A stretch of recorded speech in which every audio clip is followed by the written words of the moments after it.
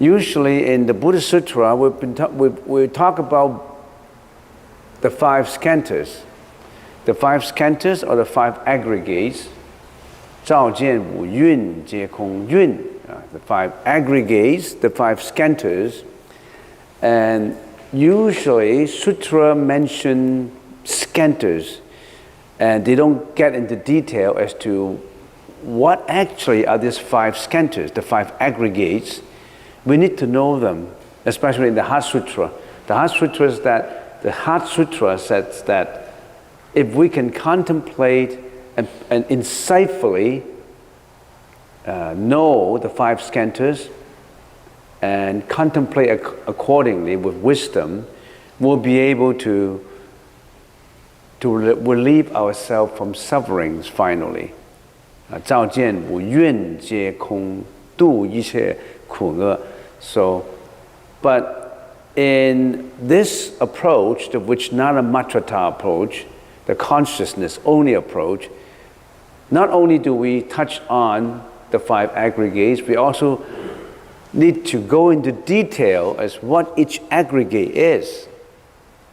So the five aggregates: material, perception, conception, volition, and consciousness. Material, materiality, material.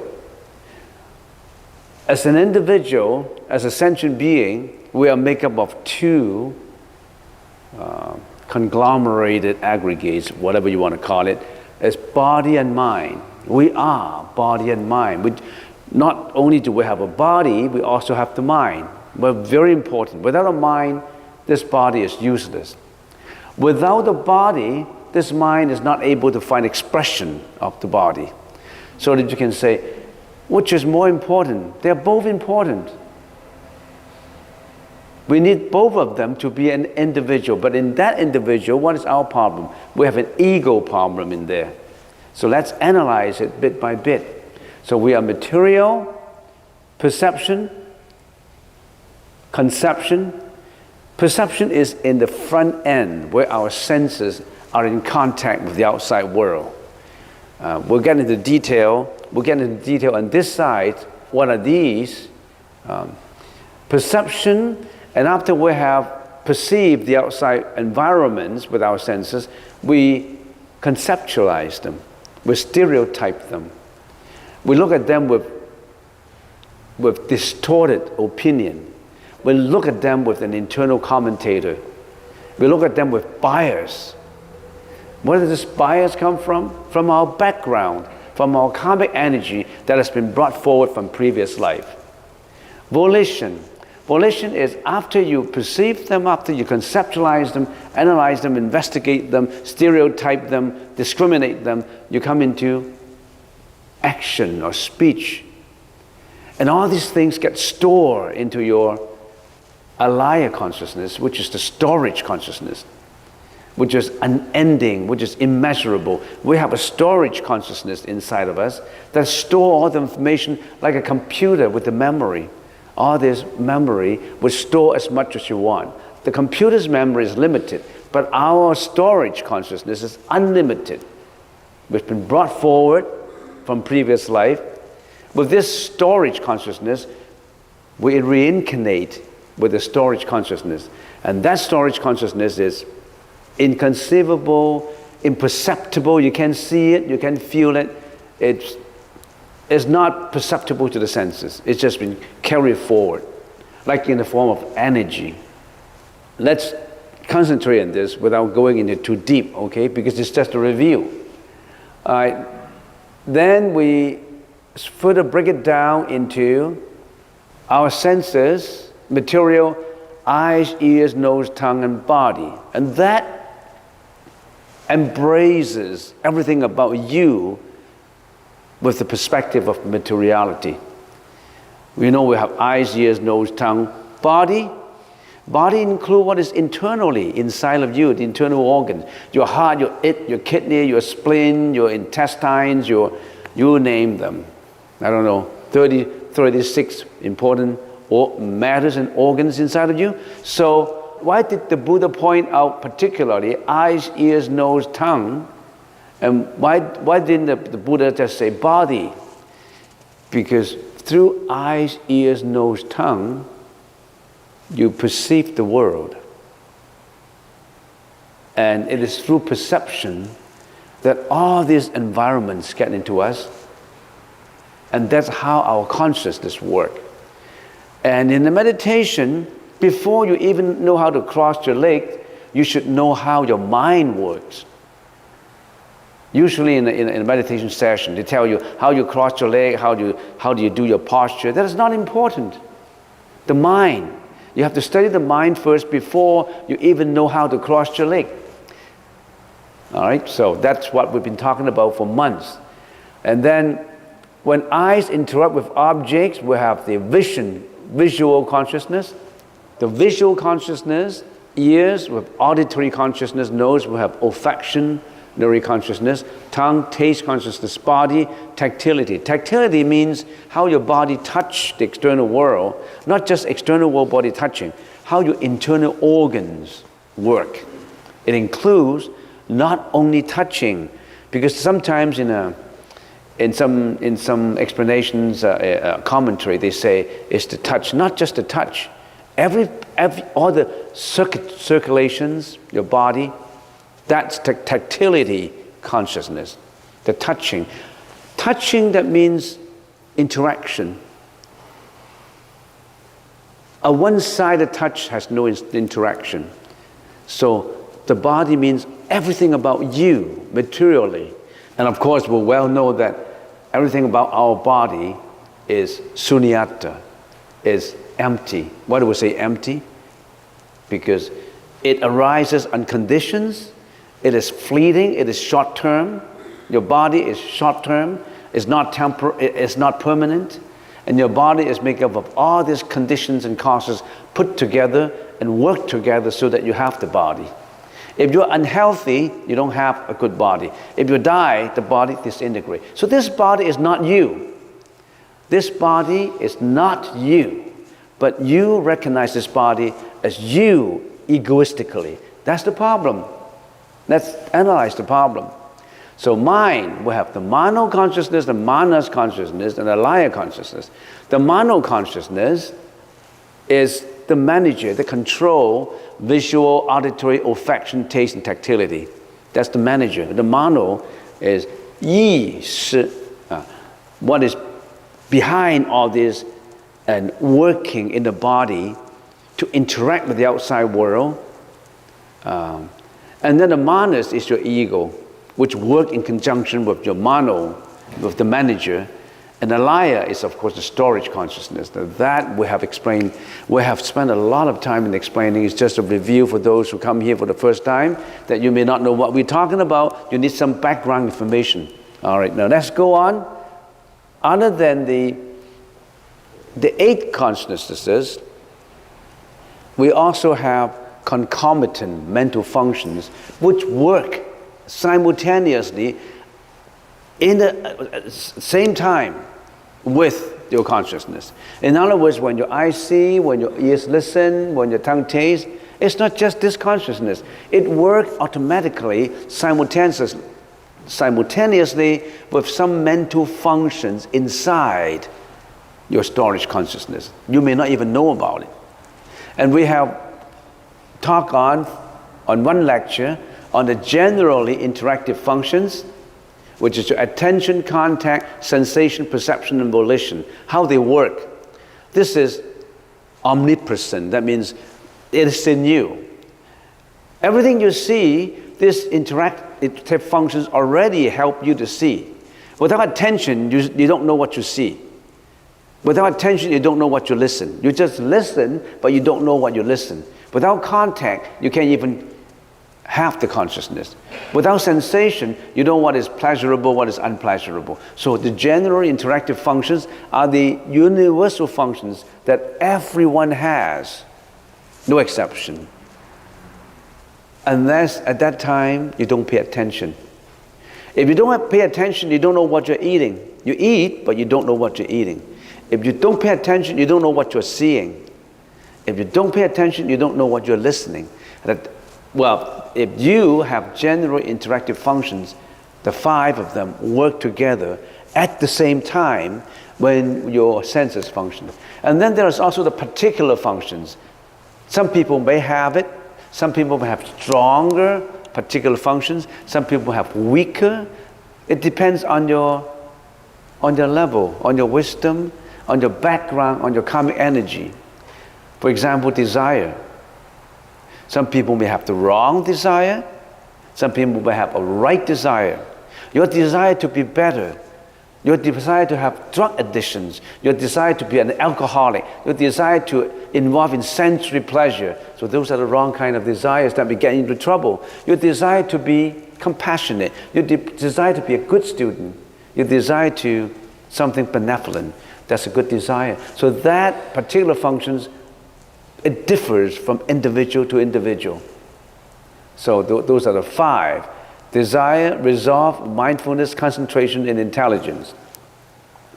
Now, we already have talked on them for hours. I would like to remind you on those, because you cannot understand Buddhism if you don't understand these. It's not just about prostrating and offering flowers and chanting. You have to know your own self, how your mind functions, so that you know what you're meditating on, so that you know how did the Buddha purify his mind to get into enlightenment. That's very important. And in this session, what we'll be talking about is unwholesome functions. When our sensory organs work, when we are interacting with the outside world, there are 26 unwholesome functions helping us to perform, helping us to speak, helping us to think. 26 unwholesome ones. And of course, there are 11 wholesome ones. But let's touch on the 26 unwholesome one first, and then we'll get into the wholesome ones. In other words, every thought, all these 26 ministers inside of you help you to perform. They are unwholesome. They're no good. But you have them in this life and in previous life, and if you're not enlightened in this life, you carry them into the next life. Okay, so should we look at all these friends that we have? We call them friends, but they're not, they're malicious friends. They're not benevolent friends. They're not your good friends, but you befriend with them naturally, simultaneously. You may not notice them. That's why you have depression. Depression is your friend. When it comes up, he's your friend. You can hate him, because then hatred comes up again. Another friend comes up again. You don't want to reject them, because the friend of rejection, anger, comes up again. You have to allow it to come up and let it go. You have to learn to live with it. Be kind on it, and let it slowly disintegrate. Don't hang on to it. Don't feel angry about it. Don't feel hatred about it. Just accept it and let it disintegrate. Embrace it. All right, let's get on to these unwholesome functions. All right, unwholesome functions, we say we have 26 together, but we have 6 very basic roots. Greediness, anger, ignorance, arrogance, doubt, and false view. Those are the basic. And then we also have the primary. These are the primary friends. Don't tell me you don't have friends. You have a lot of friends inside of you, working with you in your mind to help you to perform. Disbelief, laziness, indolence, thoughts wandering, torpor, forgetfulness, distraction, false understanding. And then we also have 2 medium friends, shamelessness, no guilt. We also have all these secondary ones. They are secondary not because they are unimportant. They are secondary because you may not notice them. They are very skillful. They are very mean and skillful. Hatred, vengeance, vexation, jealousy, harm, parsimony, pride, concealment, flattery, and deceiving. And more people have mental disorder. And of course, the doctors define them in a certain way, like depression, bipolar, or manic phobia, or anxiety, fear, and all that. Actually, they are a conglomeration, a combination of all these. They work together. It depends on where you put the weight to. It depends on how heavy are these, how strong are these friends that you've got in there. But don't hate them, because initially you like to live with them. You bring them up. If you hate them, you build up another friend, and that's what we call hatred. If you're angry with why, how come you got that, you have another friend coming up, and that is called anger. Let's analyze every one of these. Let's get into greediness. What is greediness? Greediness is a strong affection for and attachment to the five aggregates. Attachment to materiality, perception, conception, volition, and consciousness. You're attached to your body. Greed is associated with wealth and status. Lust is associated with sensory pleasure and satisfaction. You have that greediness brought forward from your previous life. And it is extremely strong. You love it. You already have fallen in love with it. You can't live without it. You may not know about it until maybe you read a sutra. At that particular moment when you're reading the sutra, you say, oh yeah, I should get away from greediness. And then suddenly you say, I shouldn't be greedy. I hate myself for being greedy. Then hatred comes up. I'm angry at my greediness. Then your friend of anger comes up. I'm fearful. Then your friend of fear comes up. I have anxiety. That comes up. So anger, hatred is associated with displeasure and dissatisfaction, characterized by imposing harm and not being benevolent to others. You have anger. You're angry about it because during your childhood you have child abuse. Your dad is an alcoholic. He beat you up most of the time when he's drunk. And you hate it. You have a lot of anger towards your dad, towards all those who are involved with alcoholic. In a lot of cases, to put your anger into action, you're harming others. And of course, there are a lot of cases where alcoholics or, prostitutes or criminals being murdered by others. It's because of the anger. They subject them to the anger. So anger, it's your basic friend that's in you. Ignorance, absence of proper knowledge and information, lack of intrinsic awareness. Ignorance is different from stupidity, Stupidity may flow from ignorance, but you are intelligent, but you may be ignorant. You are very intelligent, but you are ignorant of the right way. You are, I already have given the example in the last Dharma talk. You are an intelligent scientist of chemistry. You invented a method and chemical procedures to change all the grease in the gutter into edible oil because you are extremely intelligent, but you are stupid. You know why? Because you're hurting a lot of other people. Scientists are very intelligent, but they're not doing it in the right way. Scientists may invent bombs that destroy other countries. So stupidity relates to ignorance from the perspective of morality. But you could be extremely intelligent, but you are ignorant. So ignorance, absence of proper knowledge and information, the right view, you need to know the right view, lack of intrinsic awareness. And the next is arrogance, an attitude of superiority manifested in a presumptuous manners due to self-aggrandizement. You have an ego, using slang, you're cocky. You think you're the best because you have an attitude of you're more superior than the others. Because you are inferior, you feel inferior, that's why you want to express that you are superior. So superiority and inferiority, they always hand in hand. Doubt, afflicted indecision, uncertainty of mind, that which causes hesitation with regard to the Four Noble Truths, etc.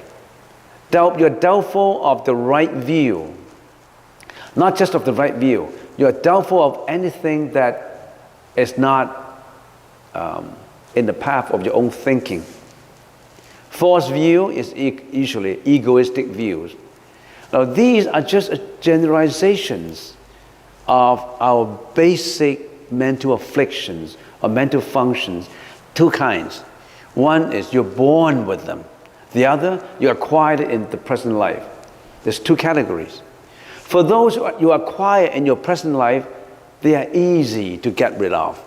With meditation, with proper teaching, with your own contemplation. But those you brought forward from previous life are very difficult to get rid of. It's like your clothes. All those dirts that you accumulated in your clothes yesterday are easy to get rid of. All those you brought forward from a long, long time ago, they already are ingrained in those textures. It's very difficult to get rid of. But still, the Buddha tried, and many saints tried, they were successful in getting rid of them, in purifying their karma. So can you. So can we. We can do this. According to what the Buddha said, we can do it. It's difficult, but we can do it. Don't give up. So these are the basics, are the root mental afflictions. That every thought comes up, you have these that instruct you how to react. Your greediness, your anger, your ignorance, your arrogance, your doubt, your false view. You may not even notice them. They're there. You may not even notice. Next, the primary ones, disbelief. The lack of faith, disbelief towards the Dharma, whatever is right, laziness, slackness, sloth, absence of energy, indolence, absence of attitude, mental fogginess, thoughts wandering, restlessness, non-calmness of mind, torpor, sleepiness, drowsiness, forgetfulness, inability to guard mind from mental affliction, lack of intrinsic awareness. You are not able to guard your mind from mental afflictions. When your senses are interacting with the outside world, you only respond to them with emotions. When something touching, you cry. When something you feel that you're helpless, you cry. You cannot guard your mind from being attached to those emotional afflictions. Because your forgetfulness of your own guarding techniques. Distraction, dissipation of mind, such as attachment to parties, games, sensory pleasures. You may not even know about it. You like games and you were involved with games. I have seen kids who spend 5 hours per day on the games and the internet. And some kids were involved with things that they shouldn't watch because they're being distracted. They're obsessed with them. They may not even know about them. Even adults. How are you obsessed, addicted to what you're seeing? On certain channels, on certain, you name them. You're obsessed with them. You cannot get away from it because you don't put a second thought, hey, should I do it? Stop. I should stop that. I should stop my crying. I should stop my anxiety. Or I should watch it and don't get involved with it. When emotion comes, you have to step back and watch it. Don't let it overwhelm you, but don't hate it. Don't repel it. Just let them come and let them go. I'm going to give a talk in Hong Kong, and the topic I was given next week, as a matter of fact, was how to use the right view to get out from mental afflictions and anxiety, or from depression. And usually we like the word depression. How do we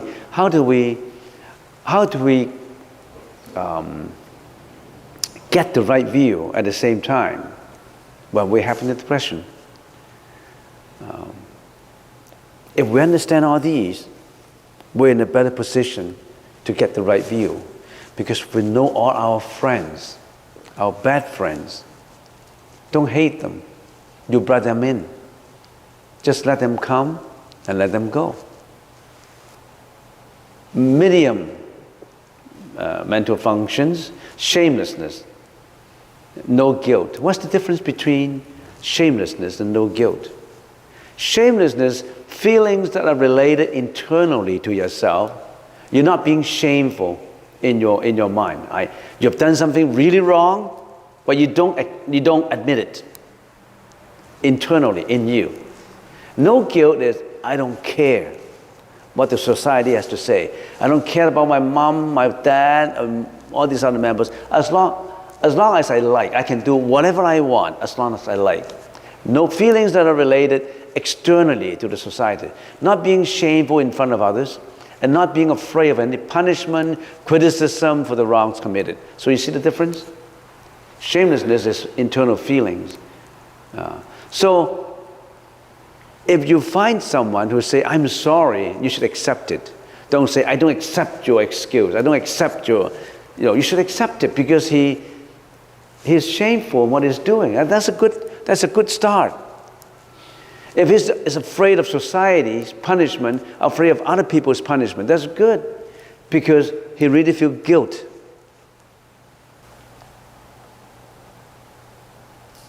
Secondary ones, hatred, anger expressed through action and speech. That is more in a violent situation. You have hatred, the anger that is expressed. Vengeance, hidden. Enmity flows from hatred. Vexation, malice, flows from both hatred and vengeance. Jealousy, the mind unable to bear the excellence of others. Some people can't stand other people's excellence. Give an example. The other day there was a lady who told me that I felt, she said, I felt very bad for my son. And I was not feeling comfortable for the whole day. I said, what makes you uncomfortable? He said, I call up Mrs. So-and-so, and we have a chat, and I found out that her son got into Harvard. And my son got very low mark. He couldn't even get into UBC. He's only have a C. And I feel that I don't feel comfortable. How come his son is so good and my son is so bad? I'm jealous. A jealousy comes up in me, and I just don't feel comfortable that her son can get into Harvard. So it's jealousy. You can't stand the excellence of others. So that is naturally inborn in you, that you have that jealousy. You have to learn how to get rid of it. When somebody is doing well, you really wholeheartedly say, that's great. I wish I can do the same thing too. But I'll try. That your son has gone into Harvard, congratulations. I'm sure he can be successful.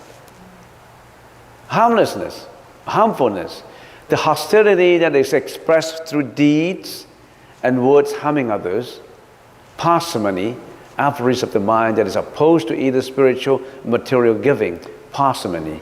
A lot of people, they don't believe in giving out. They always want to receive. They don't donate a penny. They always want to get benefits. They don't want to be ripped off, using a slang. They only want to rip off others because they think by ripping off others, they are smarter. That's parsimony. The more you give out, the more it bounces back to you. Learn what you can get. Learn not you can get from the country, from the government. Learn how you can give to the government, how you can give to other people, not what you can get from them. Have you worked with a boss who is tough? The boss pay you $12 an hour? You say, I don't want to give more than $12 an hour in my work. He only give me $12. He ripped me off. I'm better than $12 per hour. So you work only about $8 an hour, you think, that's about right. So when your boss is away, you're slacking off. And then you will discover, and you got fired. There's one scenario. There's another scenario, this worker has said, oh, yeah, he paid me $12 an hour, but I'm better.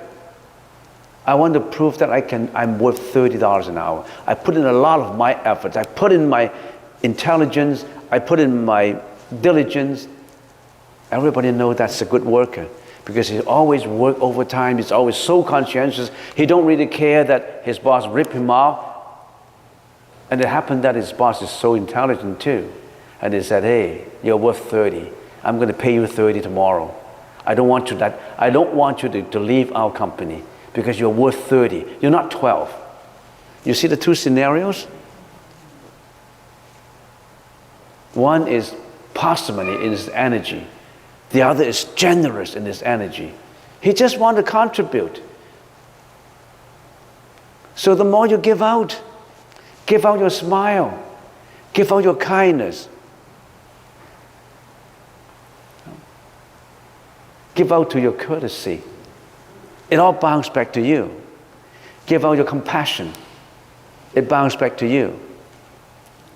Pride, joyful contentment arising from one's well-being and from downgrading and trivializing others. You always want to trivialize others, right? Your comrades, your colleagues, they're doing so well that you're so jealous of them and you want to trivialize them, downgrade them, tattletelling them. What is he all good about? He's cheating. He just wants to butter up his boss. That's what you think. He works so hard because he wants to butter up. Not necessarily. He's giving out, giving out. You can do the same thing. All these friends, you can improve on them. You can change them just as much as you can change yourself. Educate them. Turn over a leaf. Change all these friends into benevolent friends. They're not hopeless. They can be changed. Concealment. Hypocrisy in hiding and being reluctant to recognize one's own faults. You want to conceal it. Flattery, the act of praising someone, often in a way that is not sincere because you want something from them. Deceiving, the act of cheating someone in order to obtain gains and honors. All these 26 mental functions, some people are strong in some and weak in others. You brought forward all these from your previous life. Some of these, you're inborn with them. They have been with you for millions of years. And it's not easy to change them. But there's hope. As long as you know how to, first of all, don't reject them because you build them up yourselves. Why did you go through all this pride, all these situations that you dislike? Why do you have anger? Why do you have all these? because you cultivated causes for them to come up. In other words, you build up your own karma that makes you suffer or enjoy in this life. So don't blame others. You have been building up all these friends yourself. The Buddha said, they come together because of causes. You can dissipate them using causes. Your compassion, your wisdom, your practice, in your thought, in your action, in your speech, you can change them. So I have gone through these 26 mental functions. And for those who have anxiety, depression, fear, hatred, anger, now you know. In your meditation, when they come up, what do? I just give a cram course for the next 5 minutes in how to deal with them. How do you deal with these friends? How do you deal with them? They're so akin to your life. They're so close to you. They're as close to you as your breath, you know. Is your breath close to you? What did the Buddha tell us to do when we're meditating? We're meditating on our breath, right? We're meditating on the closeness of these friends so that we know all of them. When we know them, we're in a better position to change them. When you don't even know them, how do we change them? So what's in a cram course, a 5 minutes course, when my anger comes up, when my jealousy comes up, when my depression comes up, when my emotion comes up, what do I do with them? What do? I just let them come because it has come already. I don't cry, I don't reject them, I just watch it, accept it, because that's the kind of friend that you cultivate for a long time. Accept it, but watch it, don't go with them. Because they come in your first thought. In your first thought, you feel angry. In the first thought, you feel jealousy. It comes. But you have to learn how to step back and look at it. Don't get carried away with it. When you carry away with it, your second thought goes with them. Then you're trapped by your friend. Just step back, look at it, and say, I don't hate you. I have been befriending you. And now let's work on a program to change one another. So you watch it and say, I accept it, but I want to change. I accept it. I let go of it. First is to let go. Take a deep breath. I don't want to be jealous. I want to stand back and look at my jealousy. I want to stand back and look at my depression. I want to stand back and look at my anger, my fear, my anxiety, my bipolar sensation. I want to look at them. And then what do? Let it sit still. Let it sit still means letting go of it. Don't let it involve you. And then at the same time, you gear your thought to something else. Don't hang on to your friend. What do? You watch the breath. You take a deep breath, and your breath in, your breath out. Change your second thought to another object, not to the attention of your friend. Not to jealousy, not to hatred, not to anger, not to pride, not to arrogance. Change your second thought to this in and out breath and in and out breath. That's how you train your mind to get away from bad friends. Don't hate your friends. Don't kill your friends. Don't be angry with it. Just step back and get to another object of attention. That is the breath, in and out, in and out. Train that. Once you train it for a long time, you won't go with your friend anymore. And they will come up all the time. Sometimes it doesn't work. Sometimes you just mix with it. Your second thought of getting away from it and concentrate on your breath may not come. You'll carry away with it.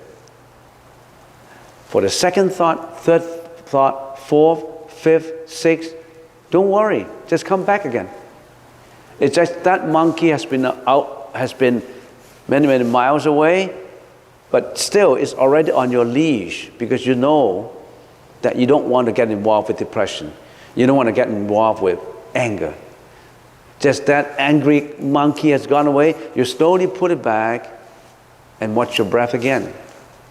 That breath is your object of focus to gear all these sensations into just this. That's what the Buddha told us. This is the technique. And once the technique, you are so efficient with the technique, then wonder comes. Because you are in control.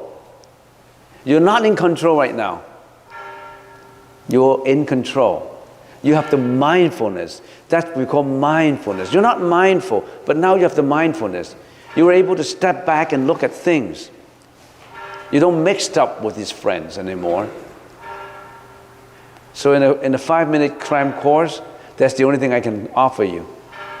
There's more and more in it. How to get away from this. First of all, you have to understand all these. Understand your situation. It's just like a case of solving problems. When you have problems, you need to analyze that case. See all the facts, analyze it, find out all the causes for it. And once you know, identify the problems. Identify your problems, introduce techniques to solve the problem, then the problem is solved. But you have to identify the problems first. You have to recognize your problems.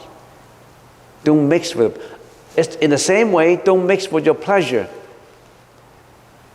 When you get into YouTube, all these funny, those good things to see, you're being obsessed with it. You can't get back because you're obsessed with it. You haven't identified your problem of obsession. You stand away from it. I got to stop. That's the reason why there's another technique the Buddha told us. Chanting a mantra. For those who always have the sensuous pleasure, acquisition desire, you can't get away from, to be just outspoken. You can't get away from the porno that you're seeing because you're so obsessed with it. You immediately chant that anti-porno mantra and you get away from it. Because with the help of Bodhisattva, there are beings there who are ready to help you. You got to know the mantra. You got to know her phone number. Call up for help. Call up Avalokitesvara Bodhisattva for help. Call up Siddhagarbha Bodhisattva for help. Call up the Buddha for help. How do you call him up? What's the phone number? That's the mantra. When you chant that mantra, that's the phone number. You keep on chanting, forgetting about your first thought of hatred, your first thought of depression, your first thought of jealousy, and replace it by that mantra, by that phone line. And then that light will come in to illuminate your ignorance in attaching to it. Is it easy? No. Because you even forget about the phone number. You forget the phone number. When you're obsessed with it, you forget the phone number. Because it's not ready in your mind. So you got to learn that mantra.